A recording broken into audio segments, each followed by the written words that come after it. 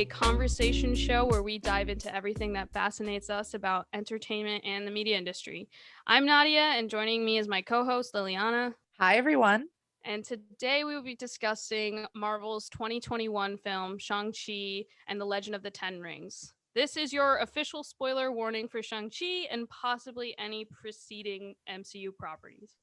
Shang-Chi and the Legend of the Ten Rings is one of the latest Marvel films, the second to come out in this post pandemic world, and I think the first to be partially filmed during the pandemic. Shang-Chi is directed by Destin Daniel Cretton, who you may know from his work directing the 2019 film Just Mercy, starring Michael B. Jordan. The film follows Simu Liu as the titular character Shang-Chi, who is forced to confront his complicated past in order to save his mother's ancestral home, Ta Lo, from his father, Wen Wu, leader of the shadowy Ten Rings criminal organization, played by the incomparable Tony Leung. Shang-Chi is the first openly Asian superhero, as Simu puts it, to get his own MCU blockbuster, adding a fresh breath of air to our typical cast of MCU characters. This film takes inspiration from Kung Fu and Chinese cinema, action legends like Bruce Lee, Jackie Chan, and Donnie Yen, and also Eastern Asian heritage, mythologies, and familial themes. The film is successful in its balance and at times synthesis between thoughtful, complex storytelling and unique, jaw dropping action.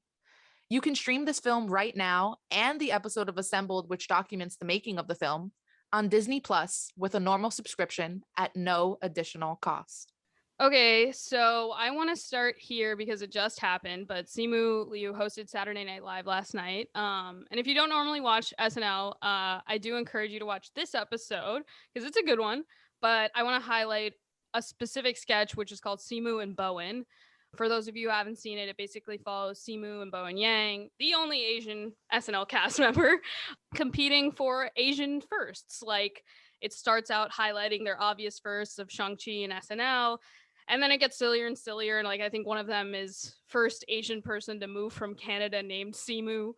And I think, this underscores an important point about how inequitable media and basically like America is, that every single thing an Asian person does can be considered like a monumental first.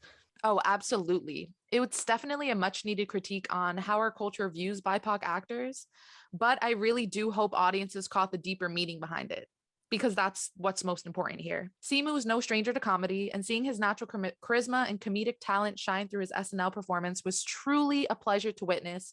I thought he was hilarious. He was incredible, just kind of surprising me at every turn, and I think that's what I enjoyed the most about the performance. Yeah, I mean, so surprising because like he's not like super famous and like we didn't really know anything about him. Yeah, so let's talk about Simu a little bit. Because other than the fact that he's Asian, there are a lot of other things that set him apart from your typical MCU Chris. First of all, this is his first film ever, literally. He's kind of run the gambit in terms of acting adjacent entertainment jobs before booking Shang-Chi. Like, he talks on SNL about being a Spider-Man children's party entertainer. He's done stunt work in the past, which obviously helped him in this film. He did a lot of his own stunts. He also had a main role on the Netflix comedy Kim's Convenience. But like, the internet kind of blew up earlier this year when people found out that he also used to be a stock image model. Which is the most random thing, but somehow so hilarious. Like, apparently, he was also using his stock photos to troll people on Twitter. And I think that's just one thing that's so hilarious. And it just makes him such an easy person to connect with. Like, I wish that I had stock photos that I could use to troll people. So good for him. Yeah, he's totally like a very accessible actor, I think. Like, he seems very relatable, very charismatic, and I mean, also like very outspoken. You may have heard about this tweet that he made, directed at Bob Chapek, who's the CEO of Disney. Basically, the story was, and this is taken from a USA Today article, Chapek, speaking to investors in a quarterly earnings call last Thursday, noted that amid the pandemic, Disney has made some of its films available in theaters, some straight to Disney Plus, and some a hybrid of the two, available on the streaming service for an additional cost, such as Black Widow and Jungle Cruise. On Shang-Chi, we think it's actually going to be an interesting experiment for us because it's only got a 45-day window for us, Chapek said. So, the prospect of being able to take a Marvel title to the service after going theatrical for 45 days will be yet another data point to inform our actions going forward on our titles. So, this comment I want to say was misunderstood, but not quite by Simu Liu. He reacted to this by tweeting out, "We are not an experiment. We are the underdog, the underestimated. We are the ceiling breakers. We are the celebration of culture and joy that will persevere after an embattled year. We are the surprise.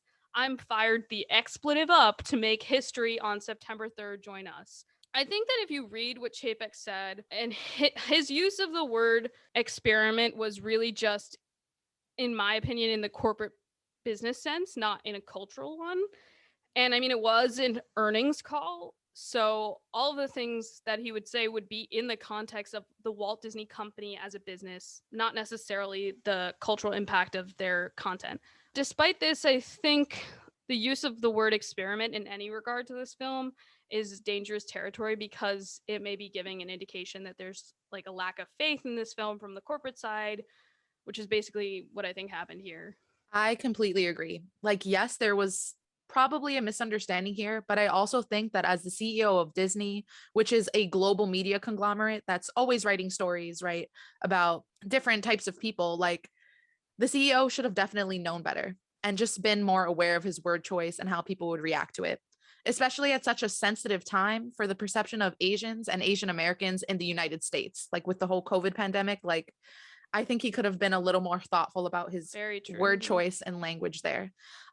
Especially because so much of being a CEO is just ensuring that your company is sending the right message in the right way. So this is definitely like it falls under his job description. So hopefully in the future, he'll see this as a learning experience and know to be much more sensitive when talking about these types of movies that feature actors of color so prominently. Like even one word, the word experiment isn't necessarily even a bad word, but it was so contentious, you know?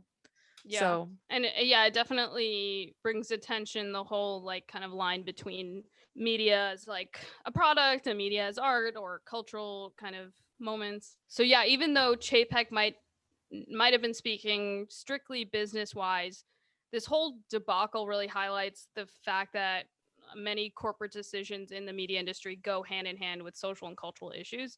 Like a dearth of diverse content from Marvel and from Disney has created a climate where that would prompt Simu Liu to react in the way that he did. And I just gotta say, major props to Simu for speaking up for this film. You know, he's similar to Chadwick Boseman in a lot of ways, but when this film came out in theaters, he did not have nearly the star power banked up that Chadwick had. And I mean, if Disney started like sidelining Shang-Chi because of this, like I think people would notice. mhm. But he is like in a tighter spot. I mean, I know their contracts and whatever, but like rocking the boat with Disney is like really like treacherous.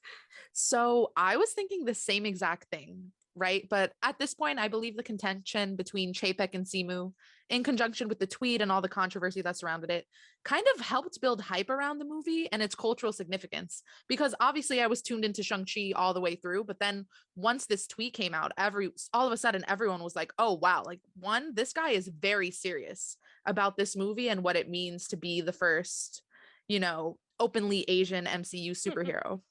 Yeah. So hopefully it didn't hurt Disney's bottom line too much and his outspokenness won't be persecuted. I mean, if you think about it, Tom Holland and Mark Ruffalo leak MCU news constantly. Even if some of them are fake, because I'm really starting to believe it has to be fake because there's no way you could leak so much content.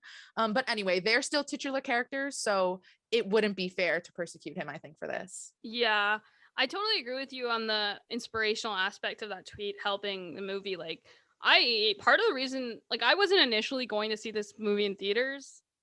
Like, I know I feel bad now saying that, but like, when he tweeted that, it kind of brought it back home that, yeah, I really need to show up like for this movie Mm-hmm. and go out and see it in theaters because when Black Widow was coming out, I went and saw that kind of early and my theater was just packed and I was getting a little anxious, but it really, yeah, his tweet really made me feel like I got to go see this in theaters. I got to show up.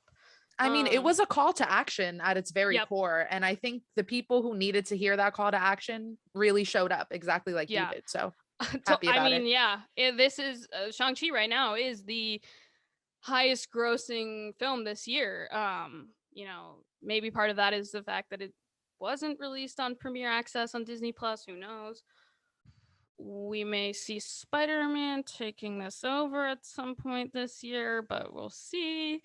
But yeah, circling back to Simu's comment, it reminds me a lot of like this idea of like a fear of speaking out against the majority as to not disturb the affordances already given, like for like speaking in minority communities.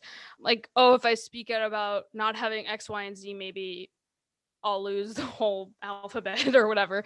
And like that idea is transposed a lot in media and media making because the media industry and media itself operate as creators and reflections of culture. So Simu speaking out to me is like how Chadwick chose to take roles that he felt benefited and positively portrayed the communities and identities that he was a part of and that were a part of him. And it's like this sad line that a lot of minority actors have to traverse. Do I have to blend in just to make it in this industry? Do I have to give up my beliefs? I mean, I think it's a very sad point to make, but I completely agree with you.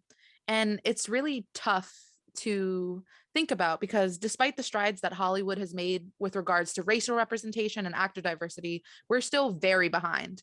Just when we consider the cultural makeup of the United States, and even when you just think about the stories that people want to be told, because so many people, I feel like in the US now are like, oh my God, I'm so tired of like a cookie cutter Hollywood story that we've been seeing for years and years. Like we want something different. But I also think that BIPOC individuals, they deserve to have films that represent them. But at the same time, I don't want actors who star in these trailblazing roles to suffer at the hands of the harrowing white supremacist movie industry to make it happen. Like I don't want them to have to go through such strong adversity so that 50 years from now, we can be like, oh, it's okay now because now everyone's very nice to these BIPOC actors and things like that. So, it's something to consider. Like, I guess that Yeah. the core of what I'm trying to say is that in an ideal world, BIPOC actors would have all the same opportunities and treatment as their white counterparts with the ability to allow all aspects of their personality to shine, not just those that are palatable to white America. And I think Simu does a really great job of showing all aspects of his personality, both within the film and outside of the film. And I think that's fantastic. It's really well done. Totally. Yeah. That's like such a great point. Like, of him being his full self on and off screen. And I mean, the movie, I think it had to go 100% in, the movie begins in Mandarin. Like it's really, hey, this is what the story is going to be. It's not going to be your typical Marvel romp. Yeah. Speaking of palatability, there was some additional controversy about this film surrounding Aquafina, which, to be honest, when she was announced, I was kind of like, okay. Like, I was like, sure. Yeah, Like, does I she agree. need Like, to be in this? Like, I don't know. completely agree. Like, not surprised at all, but kind of wish it had been Yeah. someone else, maybe someone we didn't know. Yeah, like I mean I think the crazy rich Asian crowd has basically dominated any kind of Asian role. They get it.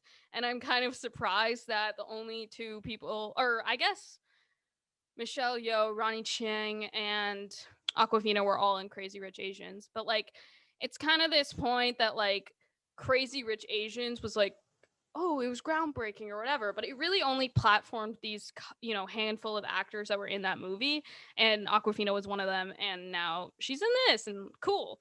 But And like, I actually think she was the first person cast to this movie. Yeah, it says Aquafina was officially the first actor to be cast for the film oh, Shang-Chi and the Legend of the Ten Rings. wow, look at that. I could have sworn they announced her like way later. So Um, apparently they announced Simu like right at Comic-Con and nobody yeah. knew beforehand, but everyone knew all the other actors first because Oh. they didn't select him until the very end. So yeah, I saw a TikTok about Aquafina and her use of a black scent by this user fantastic Frankie, which if you're watching this on YouTube, the link to this TikTok will be in the description. Basically, she was getting called out and people are trying to cancel this film for her previous instances of using a black accent. In 2017, she had said that she refuses to use an Asian accent, and people called her a hypocrite because of like her previous use of a black accent. And this criticism is totally valid. I think Aquafina has yet to address it in any meaningful way, and I really wish that she would, because Frankie puts it really well in the TikTok, saying that this movie is really important to the Asian community and any underrepresented group. And I think that's the really important point here, because as people who are very much not in the majority, like white men, um, like Aquafina is, there's a need for solidarity and empathy towards the experiences of other minority groups. Like, Absolutely. yeah, when I think back to movies that really broke ground on racial and ethnic diversity in American cinema, Black Panther, Get Out, Crazy Rich Asians, Minari recently, I relate so much to those films, even though I may not be a member of the particular group that's being represented there, because there's this shared sense of otherness that people feel in the when they're not part of the majority. So that's when like minority on minority racism, it's just such a dangerous thing, but it's so prevalent because, and it's literally because whiteness is the norm. And yeah. Yeah, and Yeah. that's a very important topic to touch on and just talk about, because I completely agree here. And to add some additional context, because I've seen this argument said so many times, like both online and during in-person conversations that I've had. But Aquafina's from Queens, so some people believe that her accent is authentic and shouldn't be considered a black accent. And like to that, I'll say, I'll be completely honest. I'm from New York City, and it's very common for BIPOC to utilize AAVE to communicate, especially for people born before the year 2000.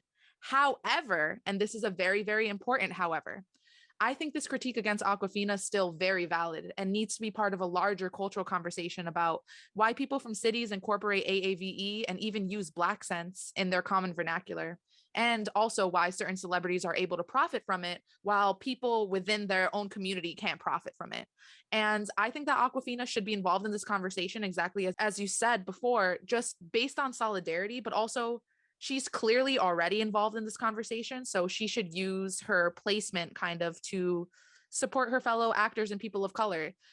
Even if what she Very has to say true. isn't what I want to hear, I think that she should still talk about it in a meaningful way.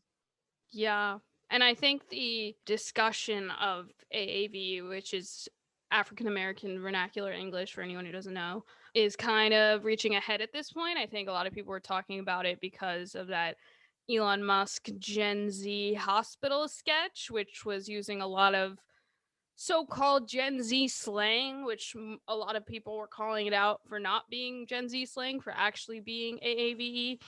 So yeah, it's just like another kind of entry point to talk about this, because it's an important thing to keep discussing, keep calling attention to. Okay, so let's see. Final thoughts on the movie? Yeah. So overall, I really enjoyed Shang-Chi. The directing was impeccable. Like I thought from the very beginning, I was just in awe at the choices that were made. I felt that all the emotional beats hit the heart. Like I was so moved by the beauty of the cinematography and also the incredible acting. And I just really felt like it breathed life into an incredible and necessary narrative.